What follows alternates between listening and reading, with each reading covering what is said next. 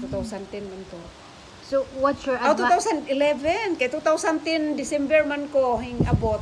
Pagka January, 2011 na. 2011 na magikasal. Oo, January. So, what's your advice, ma'am, sa mga Pilipina na nangitag foreigner? Ako yung advice, ipaagi jud naho sa kay kita Christian man. I'm a fully devoted Christian, born again Christian. Ang first priority jud magampo jud sila. Makaog sige ra kanang inuni di pwede na. Kani mo iparas dili. Mag-pray jud sila. Mangayo sa Ginoo una nga Lord I need ikaw nakahibaw sa akong unsa jud akong kinahangladon para sa intimacy nga gusto jud ko maminyo Lord. Pero ang first priority kay mao man ay will pud ni Lord, God fearing man. So kuan ka naapod sa imuhang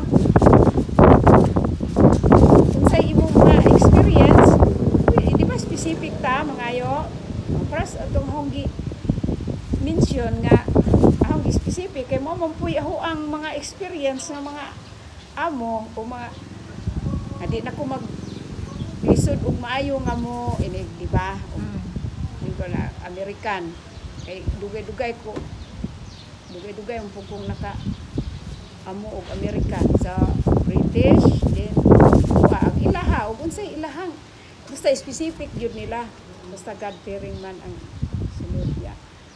Mailhan man na nimo kay og kabubuton jud sa Ginoo smooth. Although dili na ay mga natingamang gani ko kay basta mo undergo lang jud ka sa insaktong process.